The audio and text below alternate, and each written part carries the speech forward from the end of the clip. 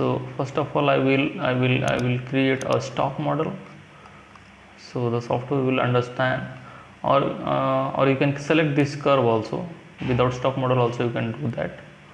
So I will follow this curve, right?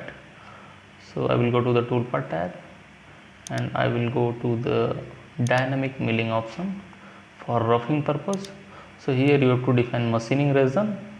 So this is the machining region, okay, and here you have to define the avoidance region, because we have to avoid this area. We don't have to do machining of this area, we have to do machining of this open area only.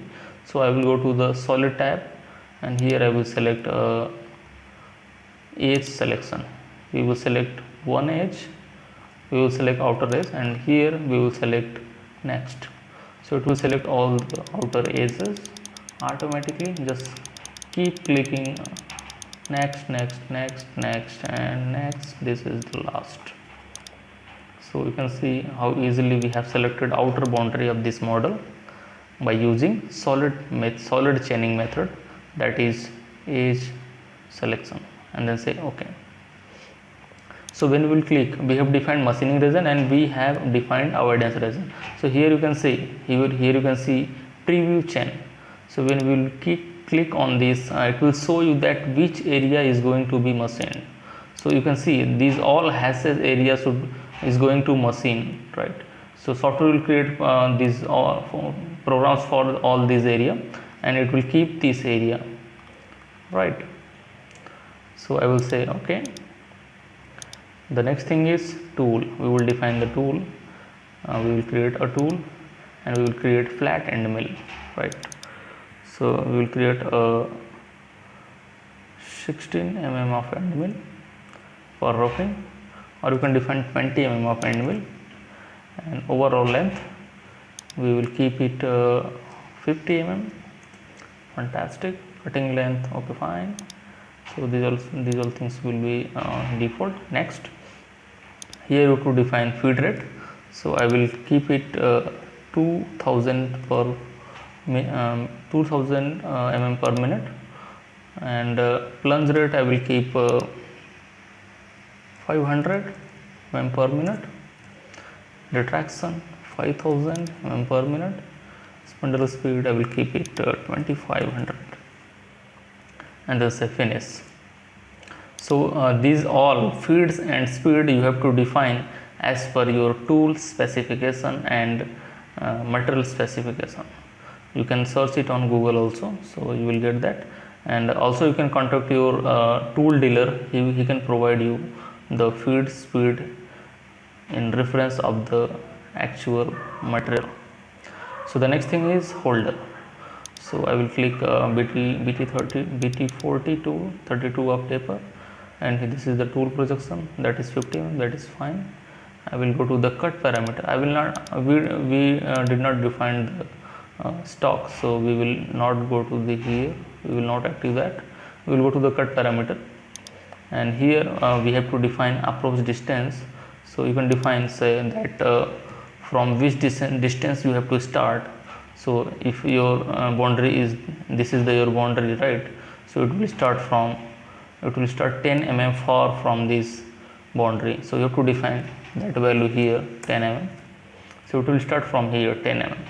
And first pass offset you can define here. First pass offset we don't need that, we will keep it same as it is. We will give the step over. Step over is most important. So step over means first it will do the entry and it will create the passes, like it will make passes like this: first, second, third, fourth, fifth. So what will be the length of these passes? So that is the important thing we have to define here. So we will keep it 3 mm of step over like this. If you will give it 10 mm, then your tool will break down. So we will not keep it very higher, we will make it smaller as per the material hardness and the tool specification. Here you can define the tool path corner radius, so you can give the corner radiuses also. So I will keep it 3 mm. So your passes will be very smooth in the corner area. It will not make any jerking movement in this tool path. So also you can define here stock to leave on walls for finishing. So if you have to do finishing, if you have to create one more finishing passes for these all area, so you can keep the keep the value, you can leave the material here. So you can keep here 0.5 if you have to do finishing of that area, and if you can keep the value of bottom area if you have to do finishing, but that is there is no bottom area, like we have to remove that area, bottom area completely. So we will make it 0, and we will go to the depth of cut. Here you can define the depth of cut in means depth of cut means every process in z depth. So I will keep it 5 mm of depth of cut, or if the depth is less, like if it is 10 mm, so you can make it 10 mm of passes in one time, or you can deactivate that. So software will understand automatically and will create a single pass tool path, but that will be risky. So we will keep it 5 mm of depth of cut in every passes. Here you can define the entry motion. So which type of entry motion you need.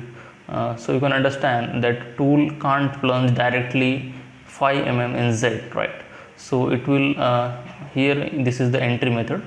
You can define it profile, like profile type or helix type. So if you will say here helix type, so you have to define the radius also. So we are using 10 mm 20 mm of tool, so we will keep radius 10 mm, half of the tool diameter. And here you can define the Z clearance, C clearance. So if you have to start from here, you can define the value. So we have to start 1 mm above of the top, 1 mm above of the top. So it will start from here, and you can define the plunge angle also. So like this you will get this passes like this. So that so entry will be very smoother. So we can define that. We will keep it 2 degree because we are going to do machine this part in aluminum material. So we will keep it 2 degree or 3 degree, you can keep that. If the material is SS stainless steel, then you have to keep it 1 mm or less than that, otherwise your tool will break down. So go to the linking parameter. Here you have to define the retraction value and clearance also for safety 100 mm. Start and 1 retraction keep 5 mm, and z depth keep here. We don't know what is the depth, so we will go to the here, click on depth, and we will select the bottom edge. So it will automatically detect that is 23 mm, and top of stock we have to define that is 0. That should be 0, right? Now it is showing -3 mm. No, we will keep it 0, completely 0. Okay, so you can give the R filter and tolerance also. So this is roughing tool path, so we will keep it 250 micron, that is fine. We can active the coolant, okay, and then say okay. We will go to the top view. Okay, so you can see tool paths generated. These all blue color are the tool paths.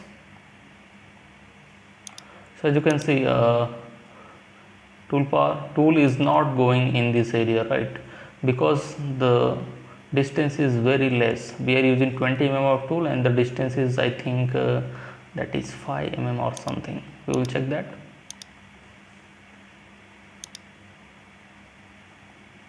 It is 5 mm, right? 5 mm. So your tool can't do entry in that area. So what we will do, we can make a offset. So we will go to the here, and we will say chain, and we will select this one, and then say okay, and then offset. So it is giving some errors. We will go to the top view and select it. So if you will offset it 10 mm, then it will be around 15 mm, but the actual tool diameter is 20, so we need at least 21 mm of gap, right? We need here at least 21 mm of gap. So we will select here the distance. Already it is 5, so we will add 16 mm more. and then say move. Okay, and then regenerate the toolpath.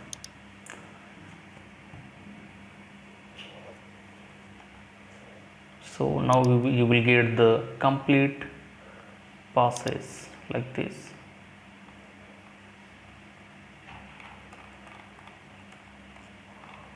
Okay, so now it is leaving some material in that area, so we will do offset once more of 2 mm or lesser than 2 mm. We will keep it 2 mm and then move, and then say regenerate the toolpath. Here you can regenerate the toolpath.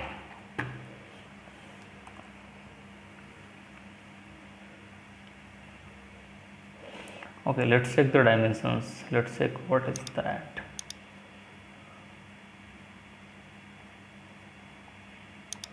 That is 23.1. So why it is not making entry on that area? Because the passes is like this.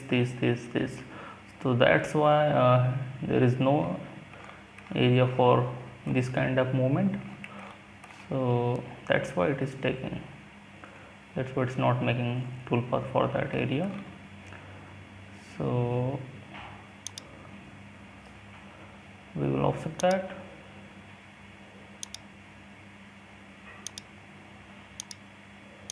Two mm more, or keep it 4 mm, move, and then regenerate.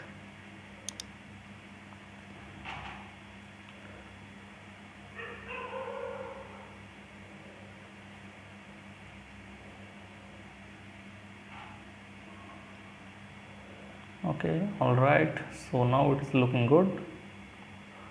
So all the programs generated for all the areas. Okay, so if you want to see the movement of the backplot, you can see here backplot and play. So you will get this kind of passes, this kind of movement on your machine.